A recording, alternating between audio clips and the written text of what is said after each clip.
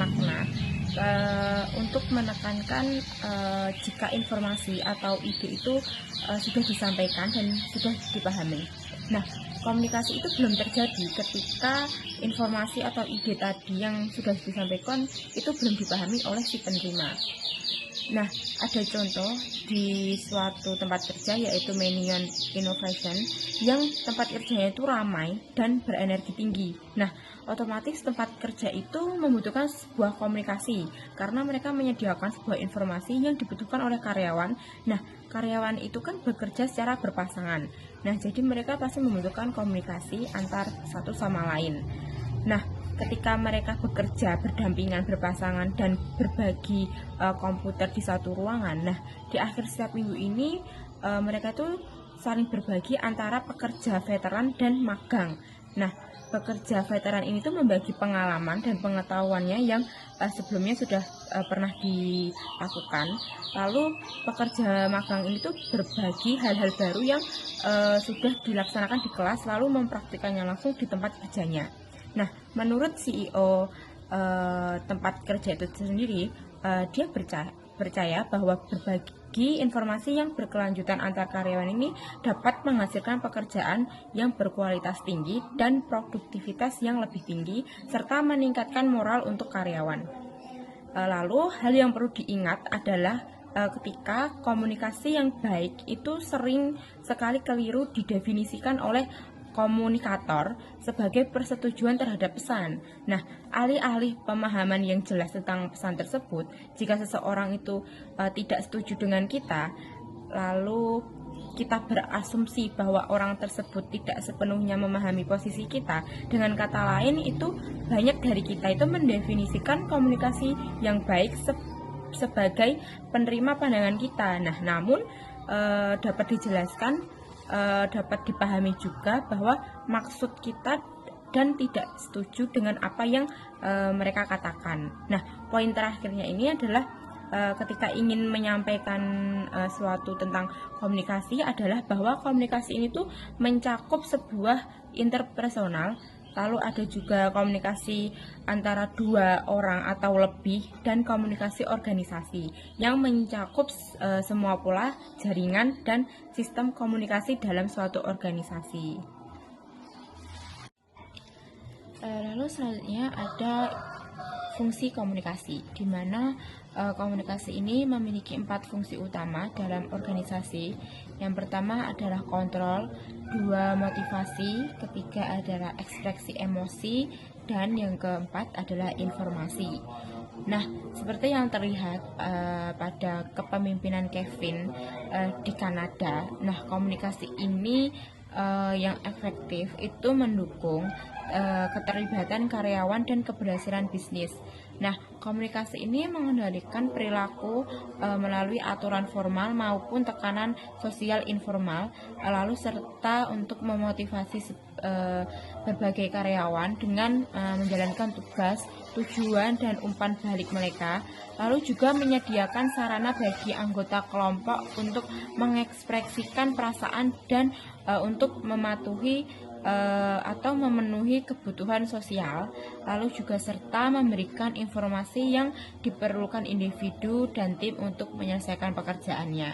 Nah, Kevin tadi merupakan ketua dewan direksi, presiden, dan CEO yang berada di Kanada, yang dianugerahi penghargaan Excellence in Communication Leadership (EXCEL) pada tahun 2010 oleh Asosiasi Komunikator Bisnis Internasional. Nah, penghargaan ini tuh mengakui para pemimpin yang mendorong keunggulan dalam sebuah komunikasi dan berkontribusi pada pengembangan serta dukungan komunikasi organisasi.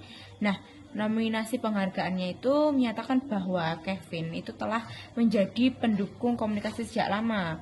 Nah, beliau adalah pendukung terbesar dan menjadi panutan bagi orang lain, serta juga sangat memahami tentang hubungan antara komunikasi dan keterlibatan karyawan, lalu juga pada akhirnya memahami tentang kesuksesan bisnisnya yang berdampak positif dari komitmennya yang sangat luas itu tadi, dan itu juga sudah meluas melampaui karyawan hingga ke seluruh konstituensinya.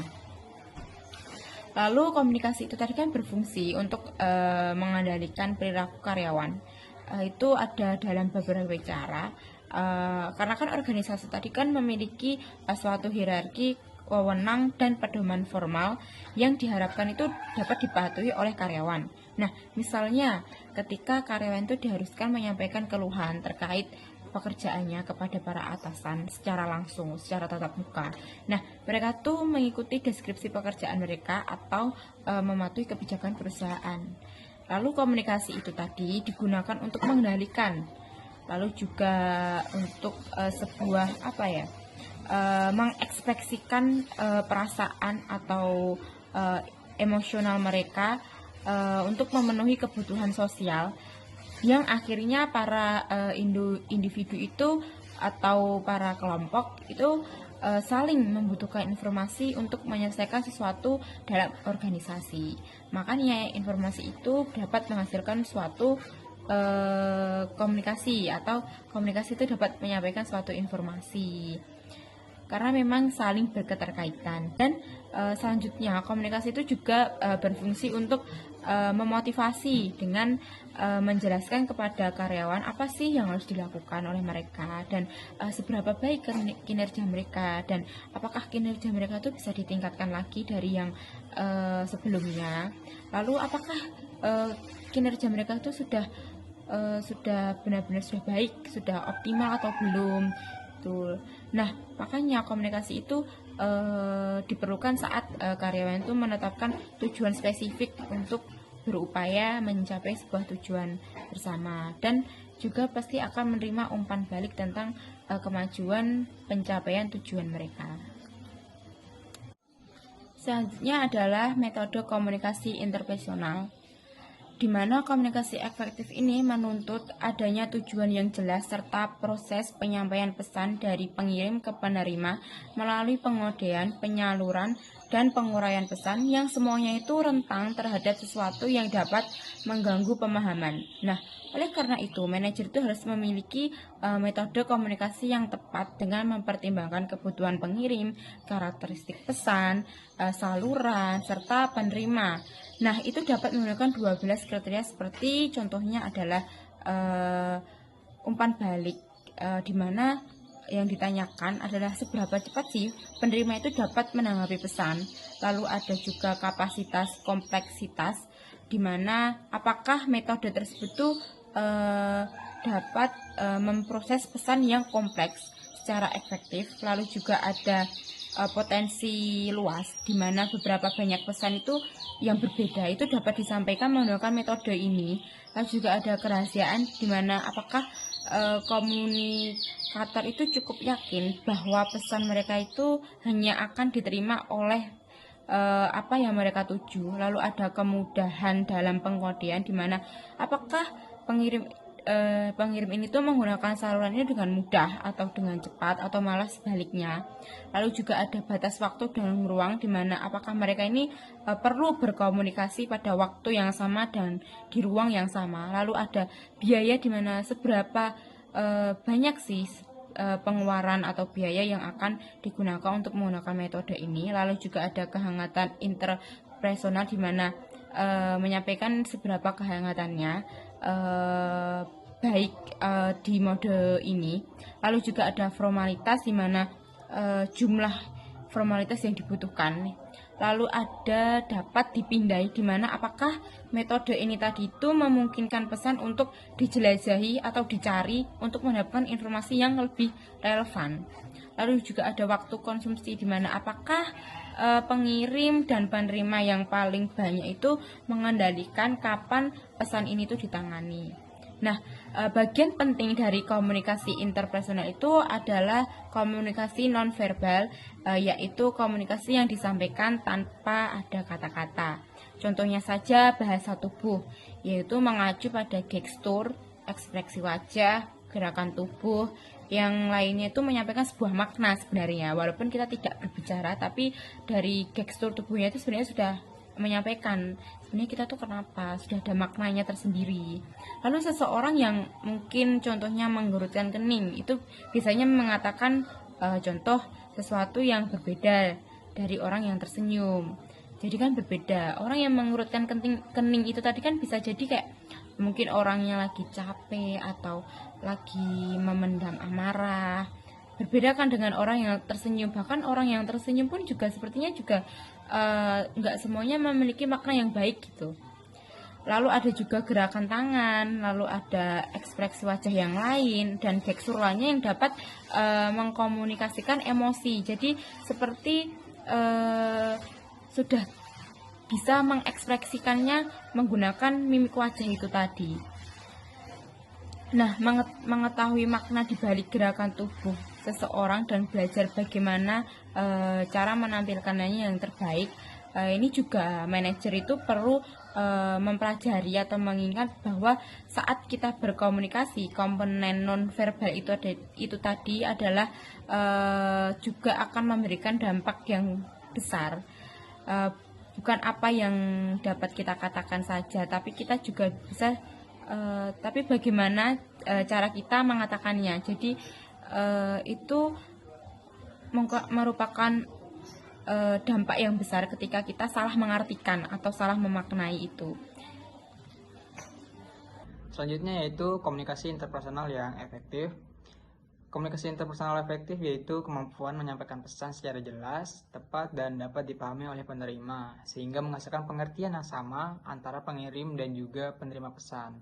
Jadi, contoh komunikasi interpersonal efektif itu yaitu menghasilkan pesan secara jelas, di mana dari penyampaian dan juga dari seorang penerima itu pesan itu jelas sehingga dapat dipahami oleh seorang penerimanya, sehingga menghasilkan pengertian yang sama apa yang diinginkan oleh penyampai pesan dan juga si penerima pesannya, teman-teman. Namun dalam kita berkomunikasi pastinya selalu tidak berjalan sesuai apa yang kita inginkan. Dalam buku Robbins ada contoh bahwasanya salah satunya adalah seorang manajer itu menghadapi hambatan yang mengganggu proses komunikasi interpersonal. Berikut adalah contoh-contoh dari hambatan yang dialami oleh manajer.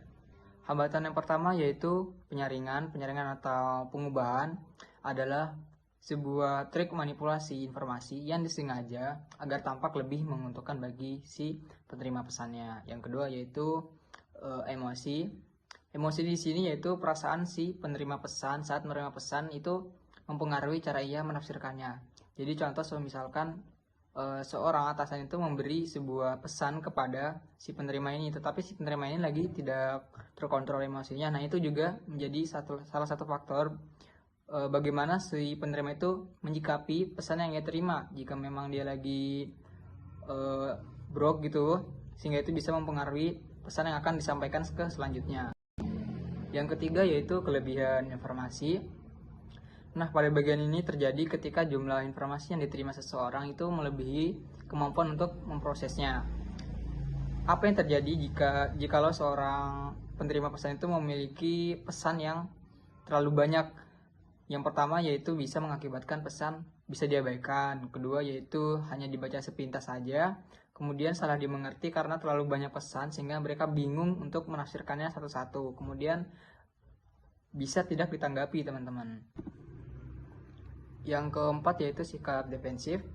Sikap defensif yaitu muncul ketika seseorang itu merasa terancam atau dikritik. Jadi pada bagian ini tuh pesannya itu berbentuk seperti ancaman ataupun kritikan, sehingga para penerima pesan itu cenderung menyikapi secara hati-hati maupun defensif. Nah, respon yang biasanya muncul yaitu seperti menyerang balik, sarkas, atau mempertanyakan motif dari si pengirim pesannya itu, sehingga komunikasinya itu tidak menjadi sehat karena mungkin si penerimanya ini merasa terancam gitu.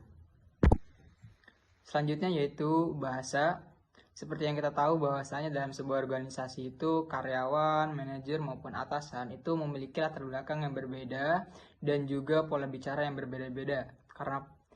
Karena latar belakang mereka yang berbeda-beda, contoh dari Pulau Jawa, Sulawesi, dan juga Kalimantan. Ini tuh menciptakan sebuah faktor hambatan di mana terjadi perbedaan pola bahasanya gitu. Jadi ini menjadi sebuah hambatan untuk memahami satu sama lain.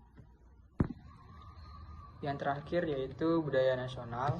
Jadi national culture di sini bisa mempengaruhi gaya berkomunikasi. Nah, Yang menjadi hambatan yaitu seperti perbedaan bahasa, kemudian nilai dan juga kepercayaan, sampai gaya berkomunikasinya. Sebagai contoh, misalkan orang Amerika Serikat itu cenderung ketika berkomunikasi itu lebih formal, sedangkan orang Indonesia itu lebih suka santai, chill, dan juga kebanyakan napping gitu contohnya. Kemudian yaitu cara-cara untuk mengatasi hambatan dalam berkomunikasi interpersonalnya. Kemudian yaitu cara mengatasi hambatan untuk menciptakan sebuah komunikasi interpersonal yang efektif. Yaitu yang pertama dengan cara memberikan sebuah feedback, yaitu umpan balik yang membantu untuk memastikan bahwa pesan yang kita terima maupun pesan yang kita beri itu dapat dipahami dengan benar. Dengan cara seperti bertanya kembali kepada si penerima, apakah pesan yang saya kasih itu cukup dipahami. Jikalau belum, si penerima bisa meminta kita untuk mengirimkan pesan gitu dengan kata-kata kita sendiri supaya mudah dipahami.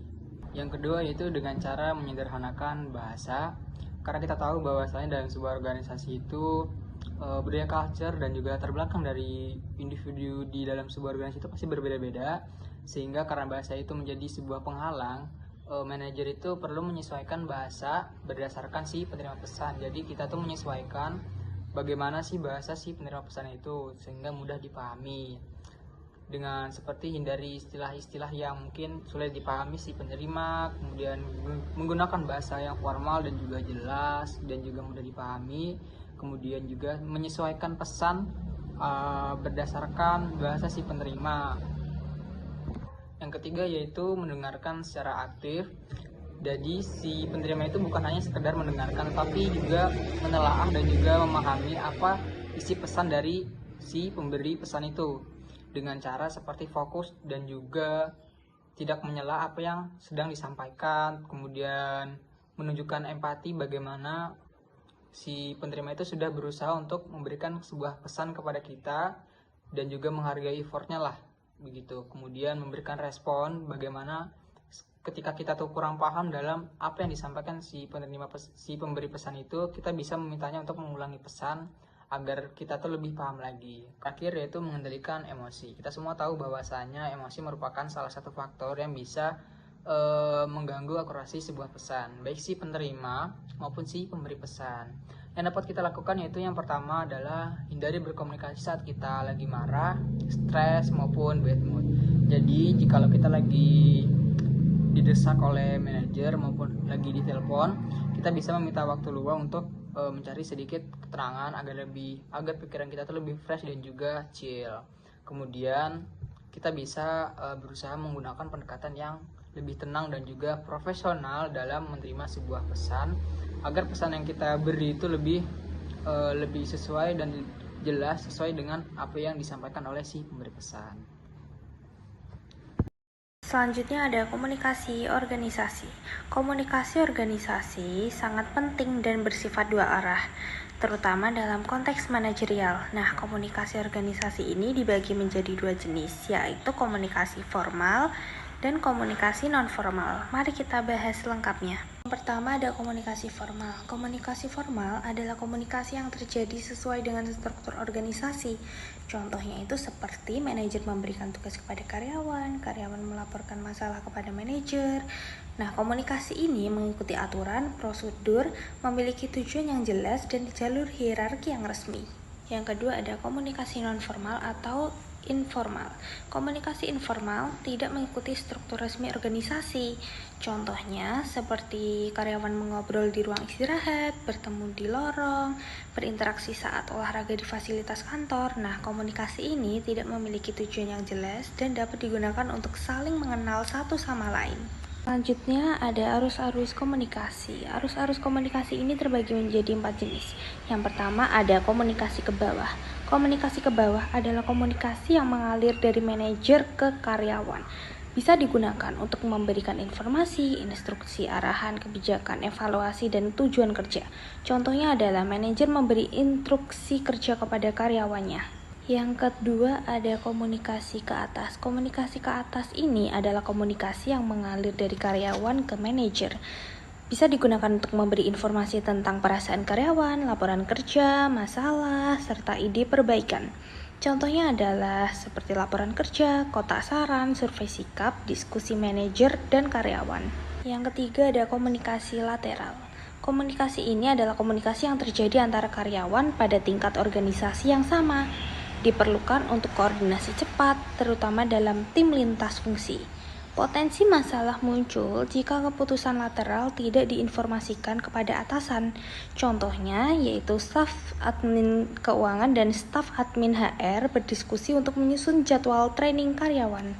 Yang keempat ada komunikasi diagonal. Komunikasi diagonal adalah komunikasi yang mengalir melintasi departemen dan jenjang organisasi.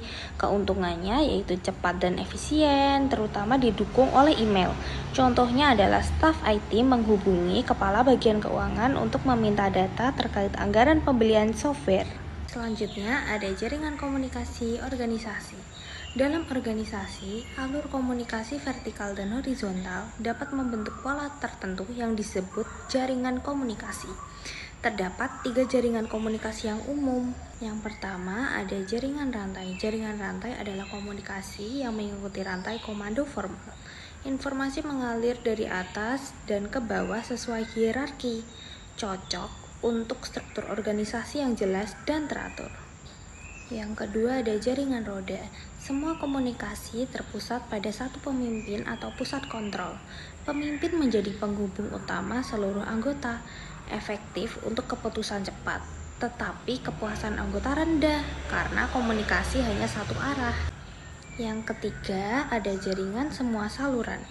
Semua anggota dapat berkomunikasi secara bebas satu sama lain. Umum dalam tim kerja, terutama tim kreatif atau kolaboratif, tingkat kepuasan tinggi, tetapi tidak selalu cocok untuk situasi formal. Selanjutnya adalah desain dan komunikasi tempat kerja. Di sini kita akan melihat bagaimana desain tempat kerja sangat mengaruhi komunikasi dan kinerja karyawan. Karena sebagian besar aktivitas kerja berlangsung di kantor, maka ruang kerja perlu dirancang untuk mendukung 4 jenis pekerjaan utama, yaitu yang pertama fokus, kolaborasi, pembelajaran, dan sosialisasi. Menariknya, area sosialisasi memiliki dampak besar, bahkan dapat meningkatkan komunikasi hingga 102%. Artinya, semakin baik ruang untuk berinteraksi, semakin tinggi pula informasi di dalam tim. Di sini ada 2 faktor desain yang paling berpengaruh, yaitu penghalang ruang dan fleksibilitas. Pada kantor terbuka, visibilitas yang sangat tinggi dapat meningkatkan komunikasi hingga 60%, dan kepadatan ruang dapat meningkatkan interaksi sampai 84%. Jadi semakin mudah kita melihat dan bertemu rekan kerja, semakin besar pula peluang terjadi komunikasi. Namun, ruang yang terlalu terbuka bisa mengurangi privasi. Karena itu, penyesuaian seperti partisi fleksibel sangat penting untuk menjaga keseimbangan antara privasi dan kolaborasi. Intinya, desain ruang kerja harus mampu menyeimbangkan kebutuhan privasi dan interaksi, sehingga komunikasi dan kinerja organisasi tetap optimal. Selanjutnya adalah teknologi informasi dan komunikasi. Di sini kita akan membahas bagaimana teknologi informasi telah mengubah cara orang bekerja dan berkomunikasi. Saat ini penggunaan email, perangkat mobile, video konferensi, dan berbagai platform kolaborasi digital lainnya memungkinkan karyawan bertukar informasi dengan sangat cepat dari mana saja. Banyak perusahaan juga mulai memanfaatkan ponsel sebagai alat kerja utama. Mereka bahkan menyediakan media sosial internal untuk berbagi pengetahuan antar pegawai. Ini menunjukkan bahwa teknologi bukan lagi sekedar alat tambahan, tetapi sudah menjadi bagian penting dalam aktivitas kerja sehari-hari. Walaupun teknologi membawa perubahan dan ketidakpastian, pada kenyataannya teknologi justru membantu manajer dalam mengkoordinasikan pekerjaan secara lebih efisien. Komunikasi organisasi pun menjadi lebih efektif dibandingkan sebelumnya. Pada intinya, teknologi informasi mempercepat arus informasi, meningkatkan kolaborasi, serta memudahkan proses kerja di seluruh organisasi. Selanjutnya, pada bagian ini kita akan melihat bagaimana teknologi informasi membuat komunikasi manajerial lebih mudah dan lebih cepat. Dengan adanya teknologi, manajer dapat memantau kinerja, berbagi informasi, hingga membuat keputusan dengan lebih cepat. Berbagai alat seperti email, pesan instan, media sosial internal, dan video konferensi memungkinkan manajer berkomunikasi dan mengakses data dari mana saja. Selain itu, teknologi nirkabel seperti ponsel pintar dan laptop membuat manajer tetap terhubung meskipun tidak berada di kantor. Secara keseluruhan, teknologi membantu manajer berkoordinasi, berkolaborasi, dan berkomunikasi kapanpun dan dimanapun, sehingga pekerjaan dapat berjalan lebih efisien. Selanjutnya, kita akan membahas bagaimana teknologi informasi mengaruhi organisasi secara keseluruhan. Teknologi meningkatkan efisiensi perusahaan dengan mempercepat akses informasi, mempermudah komunikasi, dan memungkinkan kolaborasi tanpa batas lokasi maupun waktu. Contohnya, penggunaan video online oleh perusahaan Monsanto menunjukkan bagaimana teknologi mampu memperkuat penyampaian pesan dan meningkatkan keterlibatan karyawan. Namun, teknologi juga membawa tantangan. Misalnya, karyawan bisa merasa tertekan karena selalu dapat dihubungi kapan saja. Karena itu, manajer perlu menjaga keseimbangan antara manfaat teknologi dan kesejahteraan karyawan, sehingga teknologi benar-benar dapat mendukung produktivitas dan kepuasan kerja. Masalah komunikasi dalam organisasi saat ini. Yang pertama, masalah komunikasi dalam organisasi. Contohnya yaitu Citibank Malaysia. Komunikasi informal meningkatkan loyalitas dan moral lebih besar 50%. Komunikatornya efektif karena terhubung dengan karyawan, pelanggan, dan pemangku kepentingan. Ada 5 isu utama yaitu internet, pengetahuan, pelanggan, masukan karyawan, dan etika. Yang kedua, komunikasi di dunia internet. Tantangannya yaitu penggunaan email berlebihan. Lalu 20% karyawan aktif di blog atau jejaring sosial. Dua masalah utamanya yaitu adalah hukum dan keamanan, kurangnya interaksi personal. Lalu yang ketiga, masalah hukum dan keamanan. Email atau blog dapat jadi bukti hukum, yaitu resikonya pelecehan, pencemaran nama baik, kebocoran data. Lalu kita tuh perlu menjaga kerahasiaan dan keamanan sistem. Lalu yang keempat, kurangnya interaksi personal. Komunikasi virtual mengurangi pemahaman. Beberapa perusahaan batasi email untuk interaksi langsung. Gunakan kolaborasi real time atau jejaring sosial internal. Lalu yang selanjutnya, mengelola sumber daya pengetahuan. Tujuannya yaitu untuk memudahkan berbagi pengetahuan. Contohnya, IDEO dan Berkeley Database Internal, tingkatkan efisiensi. Gunakan komunitas praktik dan platform interaktif. Lalu yang keenam, peran komunikasi dalam layanan pelanggan. Komunikasi itu mempengaruhi kepuasan dan loyalitas pelanggan. Ada 3 komponen layanan, yaitu pelanggan, organisasi, dan penyedia layanan. Strategi layanan, contohnya personalisasi.